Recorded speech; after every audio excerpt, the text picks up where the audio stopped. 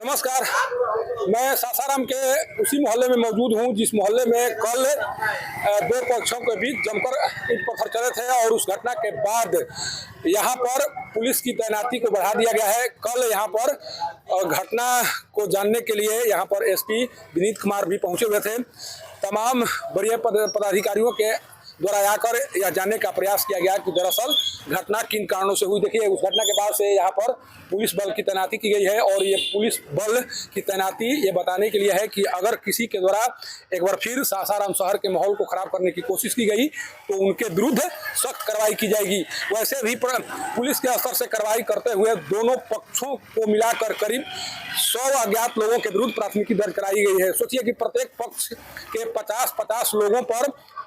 50-50 अज्ञात लोगों पर प्राथमिकी दर्ज कराई गई है और पुलिस और प्रशासन की कोशिश है कि किसी तरह से जो कल घटना हुई है उस घटना की पुनरावृत्ति न हो सके। सोचिए कि जैसे ही यह घटना सामने आई उसके बाद सासाराम शहर में एक मैसेज संचालित होने लगा और उस मैसेज के माध्यम से लोगों में एक बार फिर दहशत उत्पन्न होने लगा कि क्या जो रामनवमी पर्व के दौरान घटनाएं सामने आई थी उसी तरह की घटनाएं एक बार फिर सामने आने लगी है। मैं उस घटना के बारे में भी आपको बताने की कोशिश करूंगा जिस घटना को लेकर कल से ही प्रशासन और पुलिस कर्मियों की नींद उड़ी हुई है। सोचिए कि कल घटना की शुरुआत जहां से हो रही है मैं उस जगह पर आपको लेकर चलने की कोशिश कर रहा हूं। देखिए,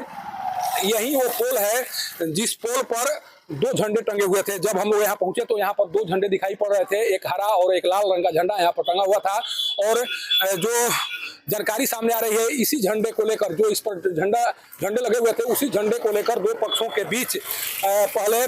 तुतुमय में हुआ, उसके बाद दोनों पक्षों के बीच पत्थरबाजी होने लगी और माहौल इतना बिगड़ गया कि बड़े पैमाने पर पुलिस बल की तैनाती करनी पड़ी। सोचिए कि अभी प्रशासन और पुलिस के स्तर से दोनों झंडे को हटा दिया गया है, लेकिन घटना की शुरुआत इसी झंडे को लेकर होती है और कुछ ही देर बाद ये पूरा इलाका रण क्षेत्र में तब्दील हो जाता है। जिसके बाद न केवल एसपी बल्कि एडीएम भी यहाँ पहुंचे हुए थे और उस घटना के बाद तत्परता दिखाते हुए पुलिस के स्तर से दोनों पक्षों के ऊपर करीब 50-50 अज्ञात लोगों के विरुद्ध प्राथमिकी दर्ज की गई है और अब पुलिस के स्तर से उन असामाजिक तत्वों की तलाश भी शुरू कर दी गई है जिनके द्वारा यहाँ के माहौल को खराब करने की कोशिश की गई है। प्राथमिकी दर्ज कराने के बाद जिस तरह से पुलिस एक्शन मोड में दिखाई पड़ रहे हैं उससे साफ लग रहा है कि जिनके द्वारा इस घटना को अंजाम दिया गया है उनके विरुद्ध सख्त कार्रवाई होगी और इस बार की कार्रवाई ऐसी होगी जिस कार्रवाई के बाद से कोई भी असामाजिक तत्व सासाराम में इस तरह की घटना को अंजाम देने का दुस्साहस न जुटा सके। कल का जो नजारा है वो मैं पहले भी दिखा चुका हूं, लेकिन जो यहाँ पर अभी शांति दिखाई पड़ रही है, देखिए पूरी तरह से चहल पहल दिखाई पड़ रहा है और जिस तरह से एक्शन लिया गया है पुलिस और प्रशासन के द्वारा उसी का परिणाम है कि यहाँ पर अभी ऐसा नहीं लग रहा है कि रात में कुछ इस तरह के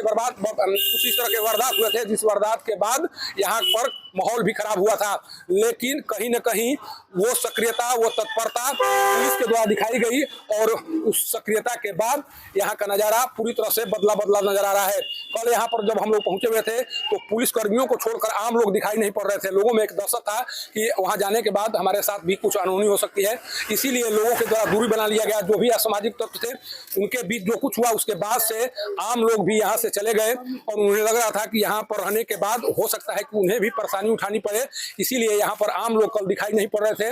और जो पॉइंट है जो जहां से झगड़े की शुरुआत हुई है उस पॉइंट को एक बार फिर मैं दिखाने की कोशिश कर रहा हूं। ये सामने में वहां पर मस्जिद दिखाई दे रही है और मस्जिद के बगल में जो सीसीटीवी कैमरे का पोल लगा हुआ है उसी पर कल दो झंडे नजर आ रहे थे, एक हरा और एक लाल। और जो जानकारी दी गई उस जानकारी के अनुसार उसी से शुरुआत हुई। सोचिए कि किस तरह से असामाजिक तत्वों के द्वारा छोटी सी बात को लेकर इस तरह से सासाराम शहर के माहौल को खराब करने की कोशिश की गई। लेकिन अब यह तय मानिए कि जिस तरह से 50-50 अज्ञात लोगों के विरुद्ध प्राथमिकी दर्ज कराई गई है उसके बाद से अब उन लोगों की शिनाख्त शुरू होगी जिनके बदौलत सासाराम शहर के माहौल को खराब करने की कोशिश की गई। इस बार एसपी भी काफी सख्त दिखाई पड़ रहे हैं और उनके द्वारा एक मैसेज देने की कोशिश की गई कुछ लोगों को बुलाकर कि आप लोग इस तरह का कार्य करने की कोशिश न करें ताकि प्रशासन को कोई सख्त कदम उठाना पड़े। लेकिन अगर असामाजिक तत्वों के द्वारा इतने निर्देश के बाद भी या इस तरह के आदेश जारी करने के बाद भी कोई हरकत की जाती है तो इस बार पुलिस और प्रशासन के स्तर से उस तरह की कार्रवाई जरूर होगी। इस कार्रवाई के बदौलत सासाराम शहर के माहौल खराब करने की कोशिश किसी के द्वारा नहीं की जाएगी। सासाराम के प्रतापगंज मोहल्ले से पब्लिक न्यूज के लिए सत्येंद्र चौबे की रिपोर्ट।